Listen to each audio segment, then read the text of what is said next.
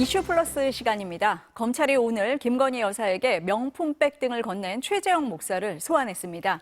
검찰 수사 어떻게 진행될지 오늘은 이 이슈부터 다뤄보겠습니다. 김성훈 변호사, 박진중 기자 나왔습니다. 어서 오세요. 네, 안녕하세요. 네, 얘기를 나누기에 앞서서 검찰 조사에 나가면서 최 목사가 한 말부터 먼저 들어볼까요? 예. 네.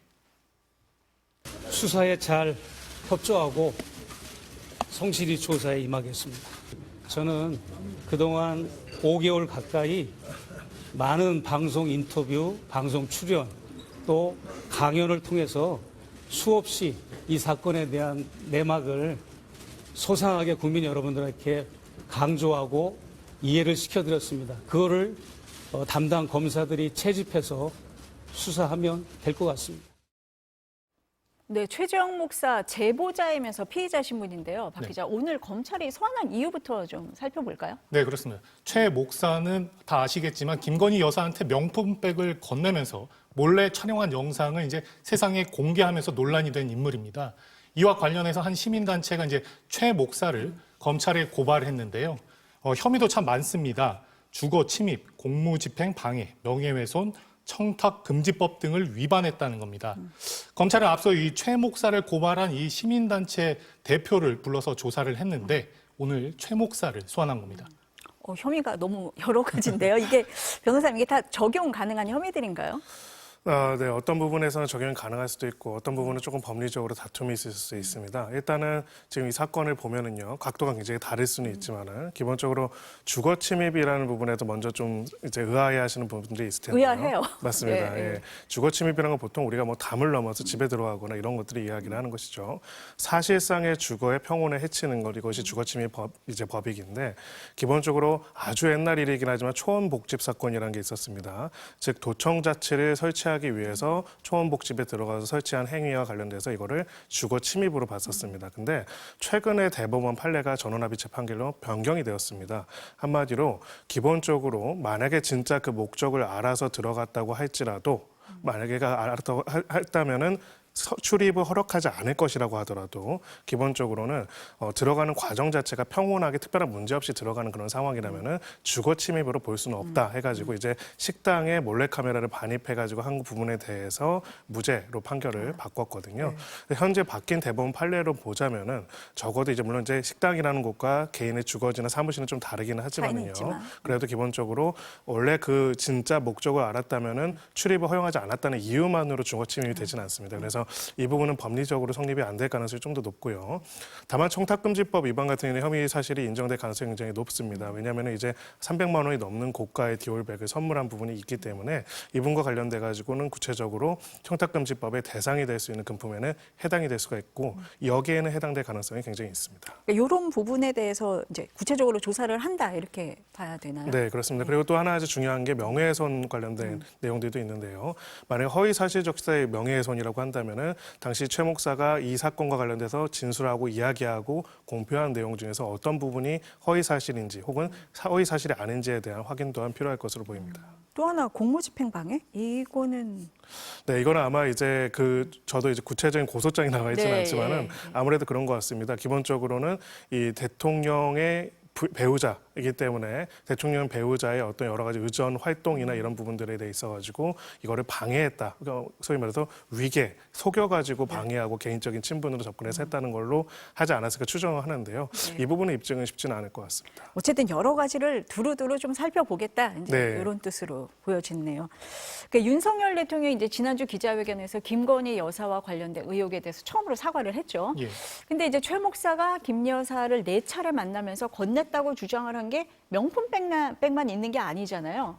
맞습니다. 그래서 저희 기자들이 좀 흥미로운 사실을 확인하고 보도를 했는데요. 먼저 관련 뉴스 먼저 보시겠습니다. 아크로비스타 입주민 권성희 씨는 독서광입니다. 재활용품 분리수거장에서 이웃들이 내놓은 책을 종종 가져옵니다. 2022년 말에도 책 한 무더기를 들고 왔습니다.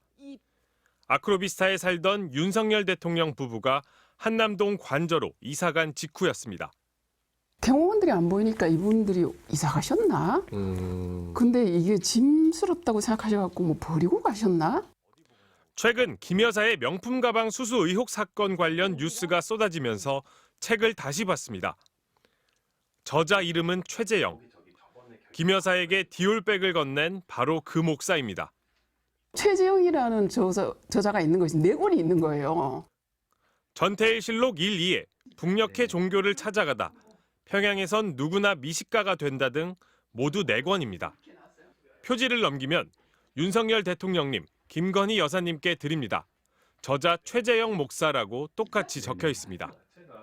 자필 메모도 붙어 있습니다. 쓴 날짜는 2022년 7월 23일입니다. 사신 게 아니고 선물 받으신 거구나. 이제 이 생각을 했고.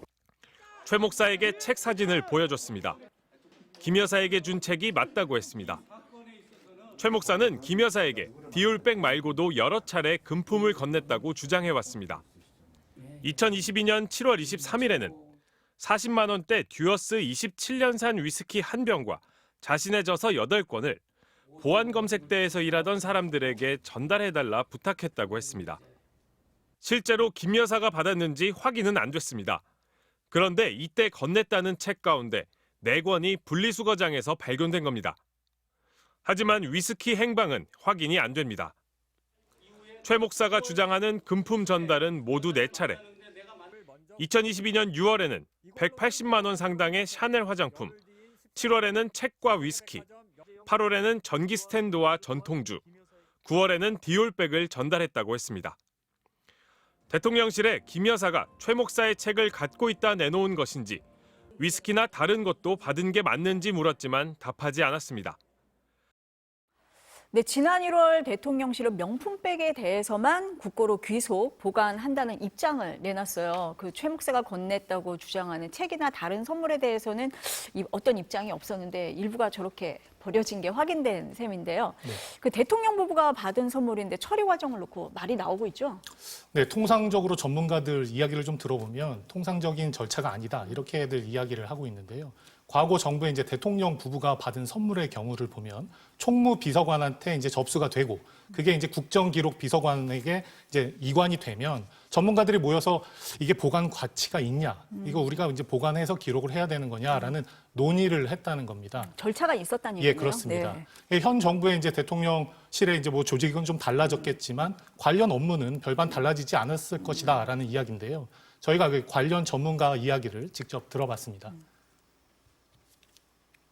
통상의 경우 이제 이전 정부의 대통령 비서실에는 기록비서관실이 있고요. 네. 거기에는 이제 대통령 기록관에서 파견 나와 있는 그 전문가들이 좀 있죠. 네. 그분들이 세세하게 모든 기록에 대해서 판단을 거칩니다. 대통령 기록관으로 남길 건지 말 건지 이런 정도를 한 1년여에 거쳐서 이렇게 검토를 해서 분류를 하거든요. 네. 그런 과정이 전혀 없이 이사 갈 때 그냥 다른 쓰레기 더미에 그냥 버렸다는 것은 그런 과정들이 전혀 없었다는 걸 의미하는 거 아니겠습니까?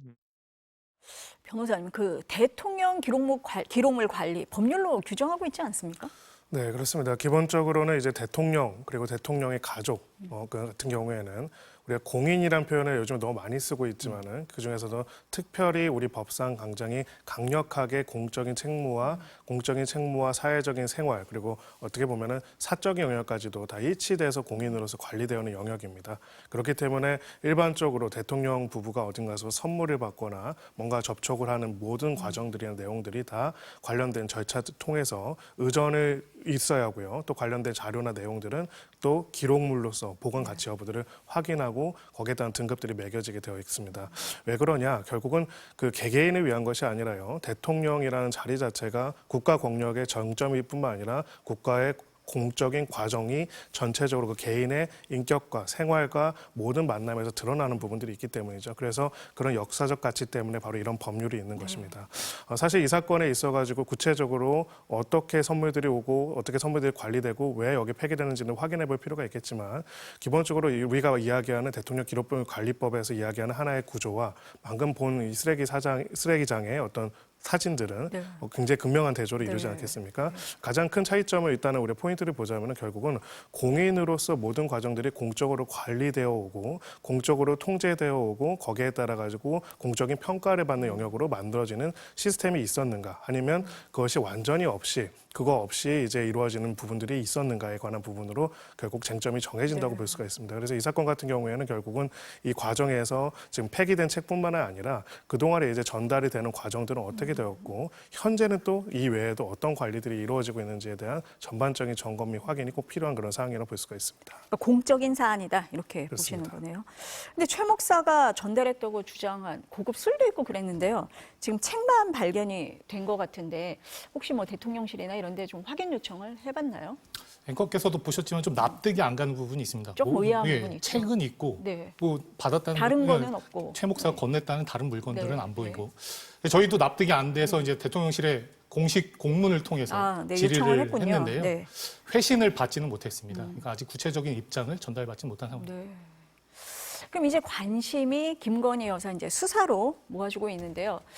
변호사님 어떠세요? 김 여사에 대한 수사 뭐 어떤 방식으로 어떻게 좀 이루어질 수 있을까요? 네, 현재 이제 최 목사에 대한 수사를 진행하기 위해서는 필연적으로 김건희 여사에 대한 수사 또한 이루어질 수밖에 없는 부분이 있습니다. 아까 이야기한 것 중에서 주거침입 혐의가 있다고 했고요. 그다음에 청탁금지법 위반 혐의나 명예훼손 등이 있다고 했죠. 위기에 의한 공무집행 방해도 있다라고 한 것 같은데요. 자, 이런 모든 사안들을 하려면은 어떤 경위로 왜 만났고 그리고 만나서는 무슨 이야기를 했고 어떻게 무엇이 전달되었고 그 과정에서 그 내용과 목적이 뭐라고 이야기했는지가 각각이 다 확인될 필요가 있습니다. 네. 그래야 이게 허위사실 유포인지 아니면 소위 말하는 청탁금지법 사안인지 아니면 알선 수재 사안인지가 확인될 수가 있거든요. 다만 여기서 또 중요한 거는 김건희 여사뿐만 아니라 김건희 여사가 이런 일이 있은 다음에 이 부분에 대해 가지고 윤석열 대통령이 이거를 인지했느냐 안 했느냐도 인지 여부. 굉장히 중요한 부분입니다. 왜냐하면은 원칙적으로 청탁금지법의 그 수범자의 대상이 되는 거는 공직자의 배우자 자체는 아닙니다. 배우자가 고가의 물품들을 받았을 때는 그거와 관련돼서 공직자 본인이 신고를 해야 하는데 그런 부분에 인지를 못했다면은 이 부분에 대해서는 뭐 배우자만 따로 처벌하는 규정은 없습니다. 두 번째는 이제 그거와 별개로 만약에 공무원으로서 뭐 소위 말하는 뇌물죄 적용이 가능하냐면은 구체적인 직무 관련성이 있고 공범으로서의 공무관계가 인정이 되어야 할 텐데 이 부분도 사실은 이렇게 하려면은 김건희 여사뿐만 아니라 사실 윤석열 대통령에 대한 조사까지도 이루어질 필요가 있는 것이죠. 마지막으로는 이제 알선 수재라는 개념도 있습니다. 소위 말해서 공무원이 아닌 사람이 공무원의 직무와 관련된 청탁 알선과 관련돼 가지고 금품을 수수했을 경우인데요. 결국 여기서 확인되어야 하는 거는 당시에 금품이 건네갈 때 어떤 목적 혹은 이런 부분에 있어 가지고 공직자라고 할 수 있는 윤석열 대통령한테 무언가를 부탁하거나 그런 부분들이 있었는가가 이제 핵심적인 내용일 네. 겁니다. 그래서 그런 부분들에 대한 것들 전반적으로 확인하기 위해서는 이 영상의 당사자라고 할 수 있는 최 목사뿐만 아니라 김건희 여사에 대해서도 관련된 내용들을 확인하는 절차가 있어야 할 것으로 보입니다. 네, 수사 상황을 좀 지켜봐야 될 것 같습니다. 다음 이슈로 넘어가겠습니다. 최근 라인 사태로 한일 양국에서 논란이 확산되고 있잖아요. 이제 결국 네이버가 일본 시장에서 손들고 나오는 건 아니냐 이런 전망까지 나오는데요. 어쩌다 상황이 이렇게까지 흘러왔을까요? 네, 사실 이 역사가 굉장히 긴 스토리이긴 합니다. 좀 짧게 이야기를 하자면요. 원래 네이버가 라인을 가지고 이제 일본에 진출했던 거는 굉장히 오래된 일입니다. 근데 여러 가지 사업적인 또 어려움들도 있었고요. 좀 지났지만 동일본 대지진이 있었죠. 그 과정에서 라인이 서로 말하는 소통과 통신으로서 굉장히 활약을 하게 됩니다. 그러면서 이제 다시 또 한 번의 기회를 얻게 됐고요. 또 일본에서는 인터넷에 있어가지고는 야후를 보유하고 있는 소프트뱅크와 굉장히 강력한 시장 지배력을 가지고 있었습니다. 두 회사는 사실 원래 굉장히 큰 경쟁자였고요. 그러다가 이제 일말에 합의를 하게 된 것이죠. 동맹을 맺어가지고 두 회사를 합쳐가지고 라인 야후를 만들고 물론 이제 좀 이 과정 훨씬 더 길지만요. 네. 그렇게 해가지고 이제 소프트뱅크가 50% 그리고 네이버 측이 한 50% 이렇게 지분을 가진 라인 야후가 탄생했다 이렇게 볼 수가 있습니다. 물론 여기에 있는 지배 구조에 있는 A 홀딩스를 이렇게 보유하고 있는 거지만은요. 자 그러면 이제 이렇게 두 회사가 협력해가지고 일본의 시장의 이제 대부분을 이제 가지고 있을 정도로 뭐 100% 거의 대부분의 국민들이 쓸 정도로 크게 성장을 했는데. 이것과 관련돼서 이제 최근에 작년도에 개인정보 유출과 관련된 이슈가 발생을 했습니다. 그리고 이 내용과 관련돼서 일본 정부로부터 지배구조를 변경, 한마디로 지금 네이버가 이런 부분들 잘 관리를 못 해왔으니까 이런 부분에 대한 기존의 지분이나 이런 것들을 처분하고 이거를 소프트뱅크 측에 넘기는 식의 행정 지도를 한 것이 나타나게 됐고요. 또 소프트뱅크 측에서도 이거를 기화로 관련돼서 구체적으로 인수 협상을 진행을 하고 있다 이렇게 얘기하고 있는 상황이 벌어졌습니다. 사실 방금 말한 일본 정부의 이야기만 빼면은요. 네. 두 회사가 조인트 벤처 형식으로 회사를 만들어서 잘 운영을 하다가 서로 5대5 지분이었는데 어느 정도 이거는 매각하는 협상이 벌어지는 일로 정리될 수도 있는 내용입니다. 근데 이 과정에서 어쨌든 간에 일본 정부의 개입이 있었기 때문에 이런 부분에 있어가지고 이거는 소위 말해서 일본 정부 차원에서 한국의 중요한 기업인 네이버와 또 일본의 소프트뱅크와 함께 합작해서 잘 만들어가고 있는 회사에서 한국 쪽 지분을 사실상 압박으로 정치적 압박으로 내놓으라고 하는 거 아니냐. 여기에 대해서 왜 대응을 안 하느냐 이런 문제 제기가 있는 것이죠. 그 법적으로 볼 때는 네이버가 지분을 매각해야 되는 겁니까? 그렇지는 꼭 않습니다. 두 가지가 있는데요. 기본적으로 행정 지도기 때문에 강제력 있게 뭔가 지분 자체를 매각하도록 하는 것들을 한다고 볼 수는 없지만은요. 우리나라도 그렇지만 거대 규제 산업 같은 경우에는 결국은 이 행정 지도라는 게 일정 부분 굉장히 상당한 영향력을 가지고 있는 경우는 있겠죠.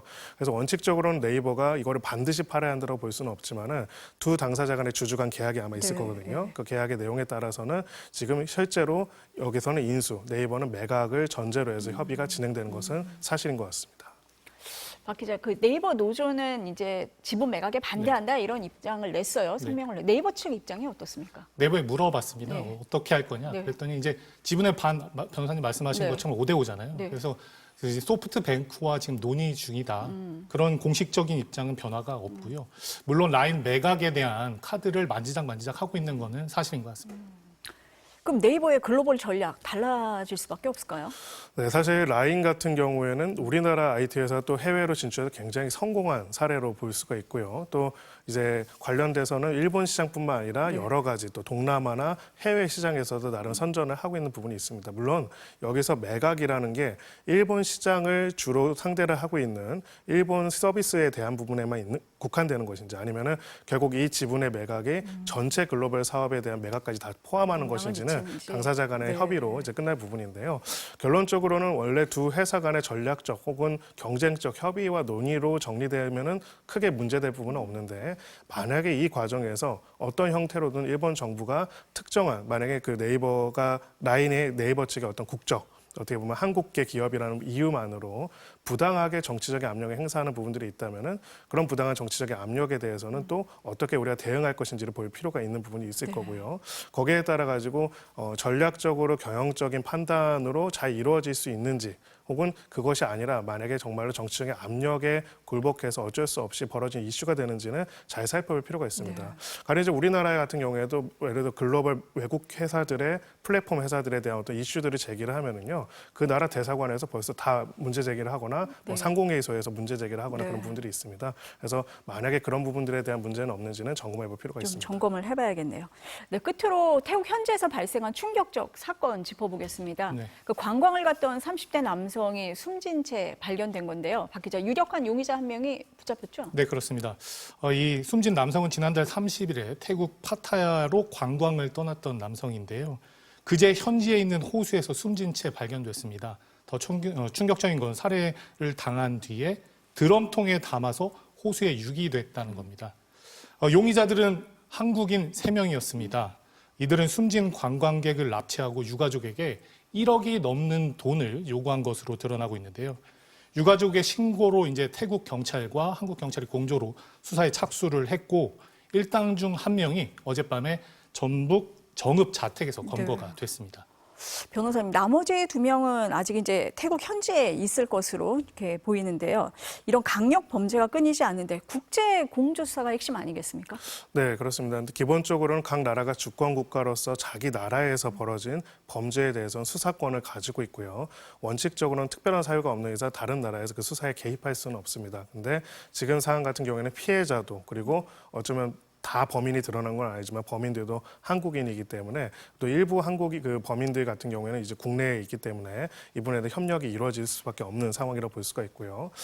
사실 이 사건 자체가 너무 충격적이지만 과거에 또 다른 동남아 국가에서 이런 일이 자주 발생을 하거나 또 다른 또 동남아 지역에서는 취업 사기 등으로 가는 이슈들이 발생하고 있었죠.